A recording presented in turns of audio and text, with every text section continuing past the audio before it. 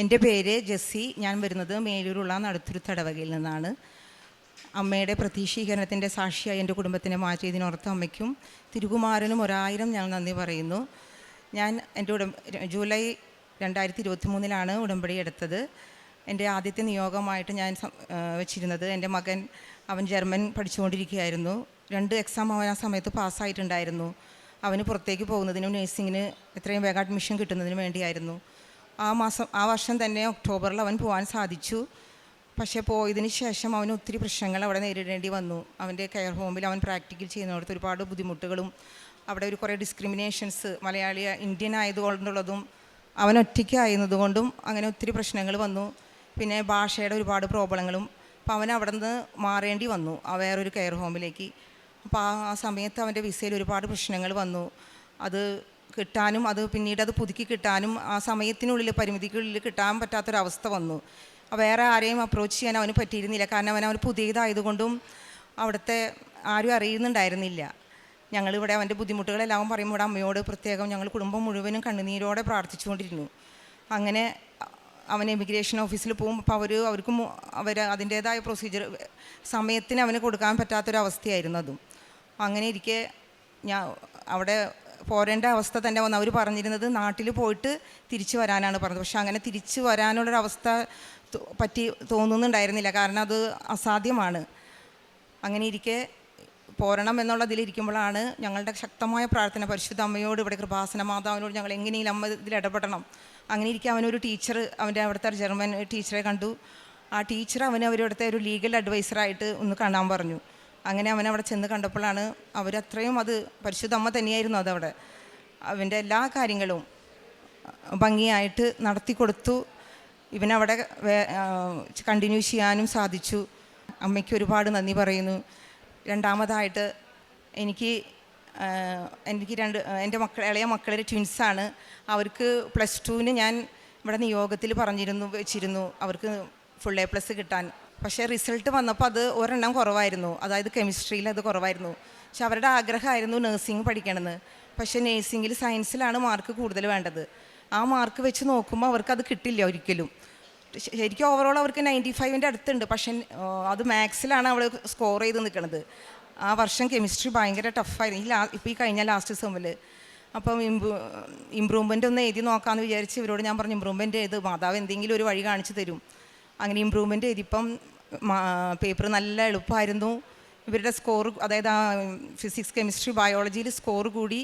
അങ്ങനെ ഇവർ വിചാരിച്ച് അത് അമ്മ അവിടെ ഇടപെട്ടത് കൊണ്ട് ശരിക്കും ഇവർക്ക് അന്ന് ഫുൾ A+ കിട്ടിയാലും ഇവർ ഒരിക്കലും ഇമ്പ്രൂവ്മെൻ്റ് എഴുതില്ല. അത് കിട്ടാത്തത് അതും അമ്മ എല്ലാം നല്ലതിന് വേണ്ടിയാണ്. റോമ 8:28 ഞാനിതിൽ ഓർക്കുന്നു ഇപ്പോഴും. ആ വചനത്തിൻ്റെ ശക്തി ഞാൻ ഇവരോട് പറഞ്ഞതൊക്കെ നന്മയ്ക്കായിട്ട് ഭവിക്കുമെന്ന്. അതുപോലെ തന്നെ സംഭവിച്ചു. ഇവർക്ക് ഞാൻ വെച്ച ഫസ്റ്റ് ഓപ്ഷൻ തന്നെ അങ്കമാലി LFലാണ് ഞങ്ങൾ വെച്ചത്. അതിൽ തന്നെ അവർക്ക് ഒരാൾക്ക് ആദ്യത്തെ അലോൺമെൻറ്റിൽ തന്നെ വന്നു, രണ്ടാമത്തെ ആൾക്ക് രണ്ടാമത്തെ ചാൻസിൽ വന്നു. അങ്ങനെ ഞങ്ങളെ അനുഗ്രഹിച്ചതിന് ഓർത്ത് അമ്മയ്ക്ക് ഒരുപാട് നന്ദി. അമ്മയ്ക്കും തിരുക്കുമാരനും കാരുണ്യ പ്രവർത്തികളായിട്ട് ചെയ്തത്.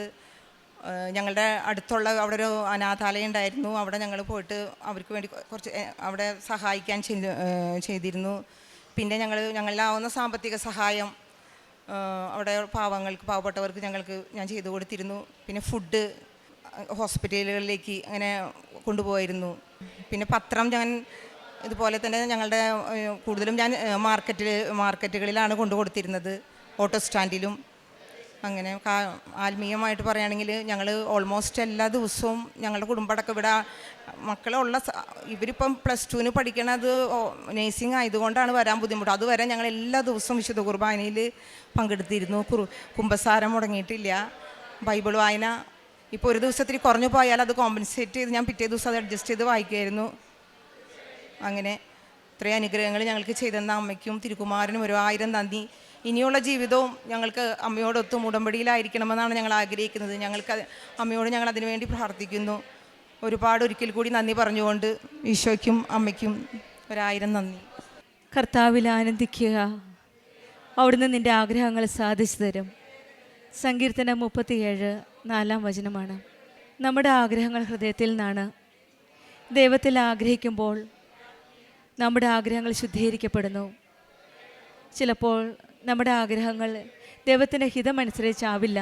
പക്ഷെങ്കിൽ ഉടമ്പടിയിൽ നാം ദൈവത്തോട് ചേർന്ന് നിൽക്കുമ്പോൾ, ദൈവത്തിൻ്റെ ഹിതമനുസരിച്ച് പ്രാർത്ഥിക്കുമ്പോൾ, പ്രവർത്തിക്കുമ്പോൾ നമ്മുടെ ജീവിതത്തിൽ പുതിയ വഴികൾ തുറന്നു തരുന്ന ഒരു ദൈവമാണ് നമ്മുടെ ഉടമ്പടി ജീവിതത്തിൽ ഉടമ്പടി മക്കളുടെ കൂടെയുള്ളത്. മാഗ്നിഫിക്കാറ്റിൽ അമ്മ പറഞ്ഞത്, എൻ്റെ ആത്മാവ് കർത്താവിൽ ആനന്ദിക്കുന്നു എന്നാണ്. നിൻ്റെ വചനം പോലെ എന്നിലാവട്ടെ എന്നാണ്. ദൈവത്തിൻ്റെ ഇഷ്ടമനുസരിച്ച് നാം മുന്നോട്ട് ജീവിക്കുമ്പോൾ, നമ്മൾ കൂടുതൽ ആത്മീയതയിൽ ജീവിതം നയിക്കുമ്പോൾ നമ്മുടെ ജീവിതത്തിൽ ഈശോയും അമ്മയും കടന്നു വരികയാണ്. ജെസ്സി ആൻ്റണി എന്ന മകളുടെ സാക്ഷ്യത്തിൽ മക്കൾക്ക് വേണ്ടിയിട്ടുള്ള പ്രാർത്ഥനയായിരുന്നു നിയോഗമായിട്ട് സമർപ്പിച്ചത്. മകൻ്റെ നഴ്സിംഗ് പഠനം കഴിഞ്ഞിട്ട് വിസയുടെ കാര്യമാണ് പറഞ്ഞത്. അവിടെ ഒരു വ്യക്തിയിൽ കൂടെയാണ് മാതാവിൻ്റെ ഇടപെടൽ ഈ മക്കൾക്ക് മനസ്സിലാകാൻ സാധിച്ചത്. അതുപോലെ തന്നെ മക്കൾക്കുള്ള BSc അഡ്മിഷൻ്റെ കാര്യവും A+ ഒരെണ്ണം കിട്ടിയില്ലായിരുന്നു. പക്ഷെങ്കിൽ അവിടെ കിട്ടാതിരുന്ന സമയത്തും വിശ്വാസത്തോടെ പ്രാർത്ഥിച്ച് മുന്നോട്ട് പോവുകയാണ്. പിന്നീടാണ് മനസ്സിലായത് അത് നല്ലതിനായിരുന്നു. പിന്നീട് നല്ലൊരു ഇൻസ്റ്റിറ്റ്യൂഷനിൽ BScയിൽ PScക്ക് ജോയിൻ ചെയ്യാൻ സാധിച്ചു. അതിവിടെ പറയുന്നത് ദൈവത്തിൻ്റെ ഒരു കൃപയാണ്. Not by merit but by grace. ദൈവത്തിൻ്റെ കൃപയാലാണ് ഇതെല്ലാം നടത്തി തന്ന ദൈവത്തിന് ഈ നന്ദി പറയാനാണ് ഈ അമ്മയും ഈ മക്കളും പരിശുദ്ധ അമ്മയുടെ സന്നിധിയിൽ വന്നിരിക്കുന്നത്.